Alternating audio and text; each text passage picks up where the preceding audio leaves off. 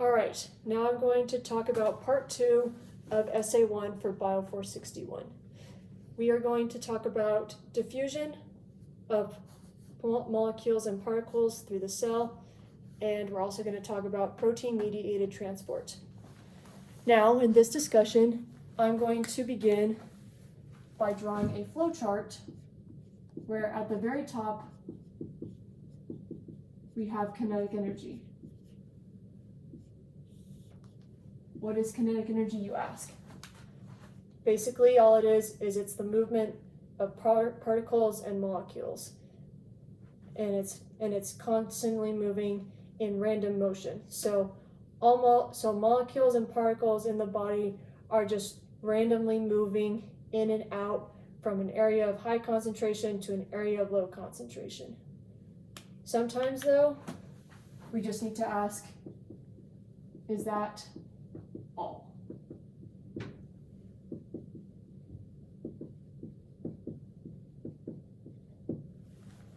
Is there only kinetic energy happening, and are particles only randomly moving throughout the cell? Well, the answer is yes. We then need to ask, can they cross the cell membrane? In other words, molecules and particles that are initially in the extracellular fluid, can they cross the cell membrane freely?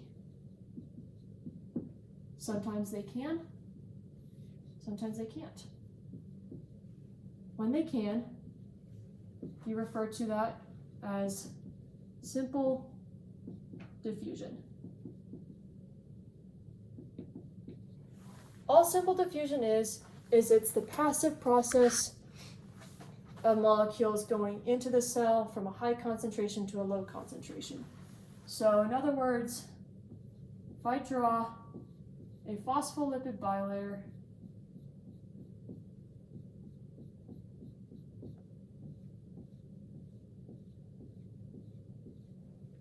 and let's say we had oxygen and carbon dioxide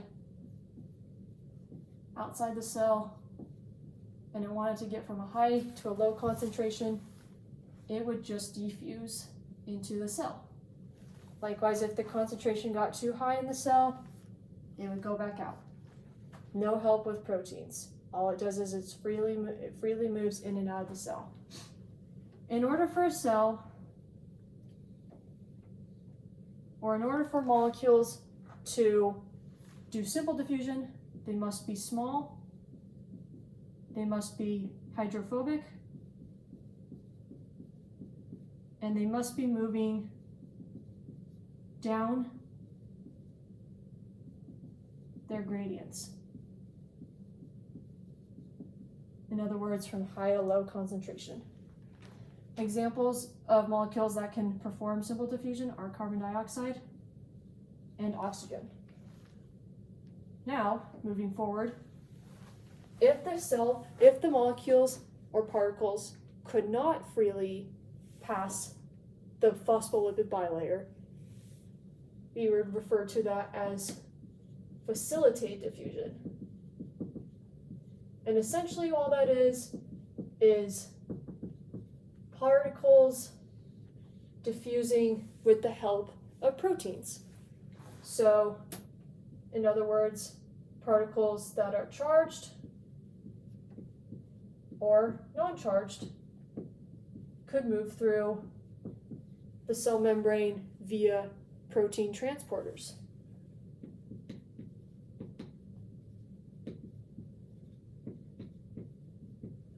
The molecules would also have to be small, but they can be a little bit larger.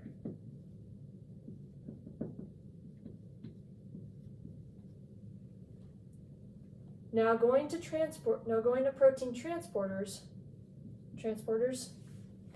there are 3 different kinds of transporters that allow particles to enter. So we got transporters. The 3 types are pores or leak channels. We have channels, and we have carriers. Even though molecules are being helped through proteins, they are still moving down their concentration gradients.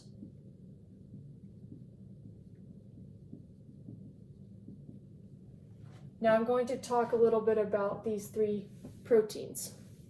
Pores or leak channels are almost always open. In other words, they are basically open most of the time to allow specific ions to pass through. That is a very key point of proteins, is that they are very specific on what molecules or particles can enter. Some proteins only allow potassium to enter, others would only allow sodium to enter, and that is why our body cells are so regulated as to what can go in and out of the cell. It's by proteins being specific. With channels, we have three types. Those three types would include, actually I'm going to write them up here. Three types, three channels would include mechanical, which happens through things like pressure or touch, like if you touched your hand, that is activating a mechanical gated channel. We have ligand gated, and we have voltage gated. Notice how I said gated on all of these. What channels are is that they're pretty much almost always closed until something acts on them.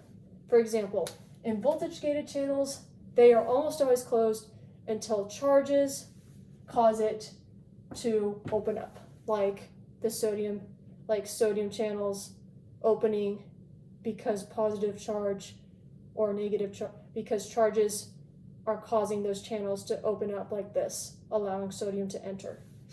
Ligand gated channels would be regulated by chemicals such as neurotransmitters like acetylcholine. Mechanical gated, as I said, happen if something like touch or pressure were to cause those channels to open. The third type of protein transporter is called a carrier. What they do is they act like a revolving door.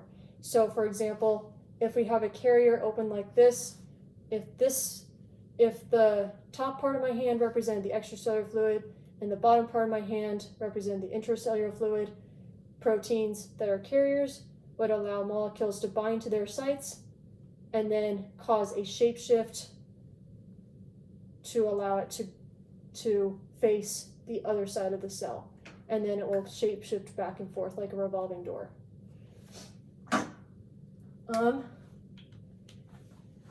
Now going back to simple versus facilitated diffusion, I'm going to talk a little bit about rate.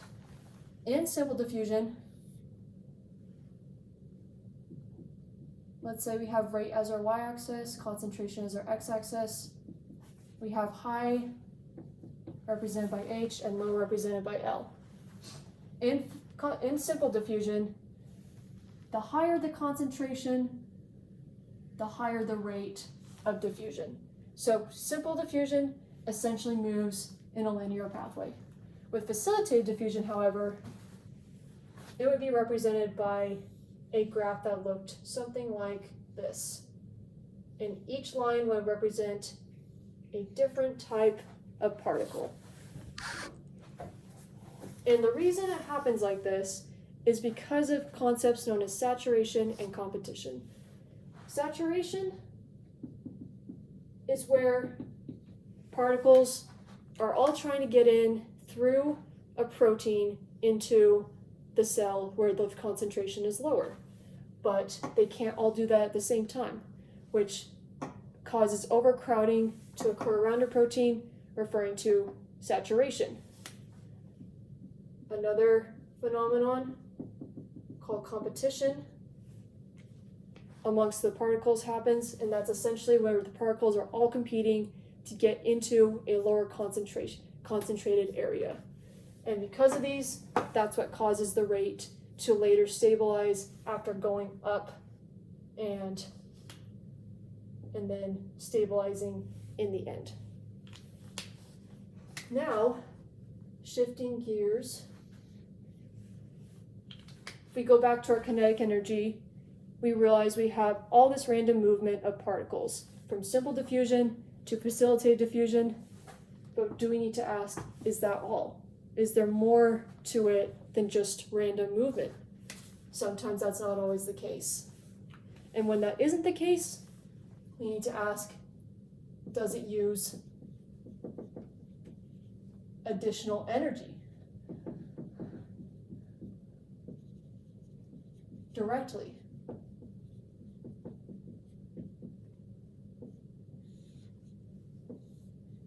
In other words, if the kinetic energy, if there was more than just kinetic energy happening, there needs to be additional energy. But we need to ask, is it being used directly? The answer is yes or no. We refer to that as active transport. And active transport is when a particle or particles are going against their gradient, going from a low concentration to a high concentration. If it used additional energy directly, we would refer to that as primary active transport.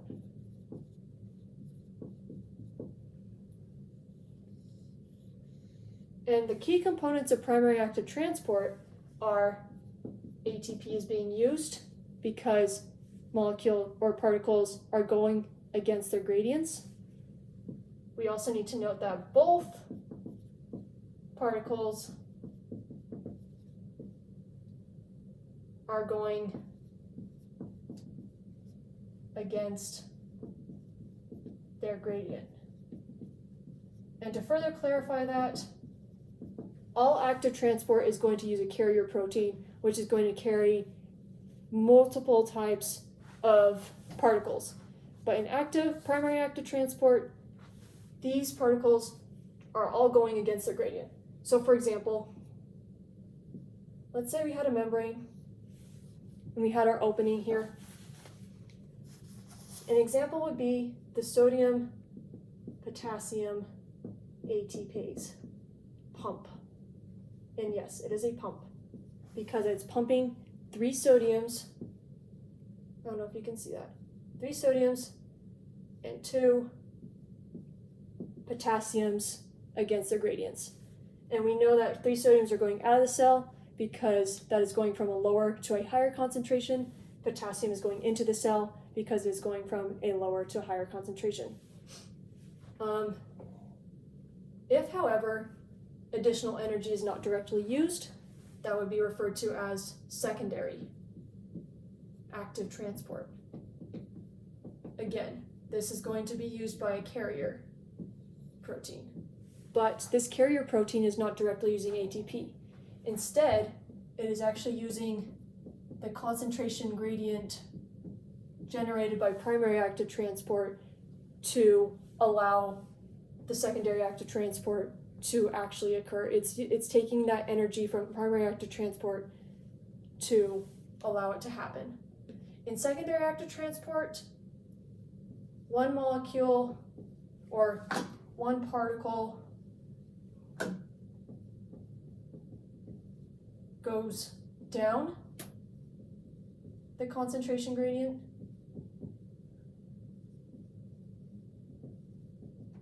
while the other goes against its concentration gradient.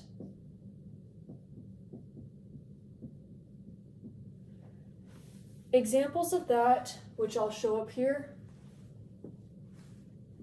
we've got two types of secondary active transporters. The first one I want to talk about is symport.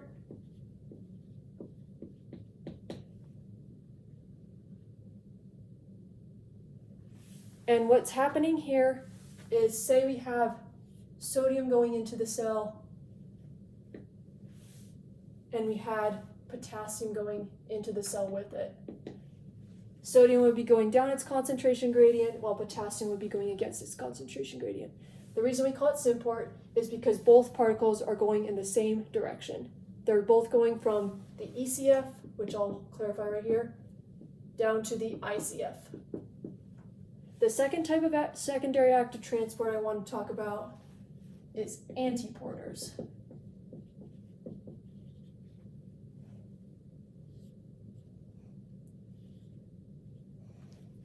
So, for example,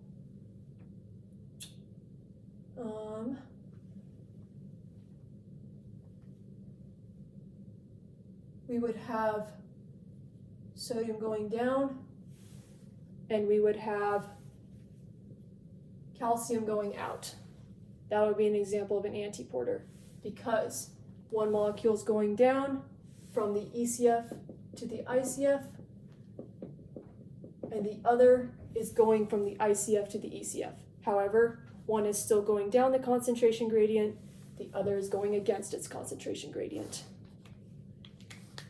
Thank you for listening to my discussion on protein-mediated transport.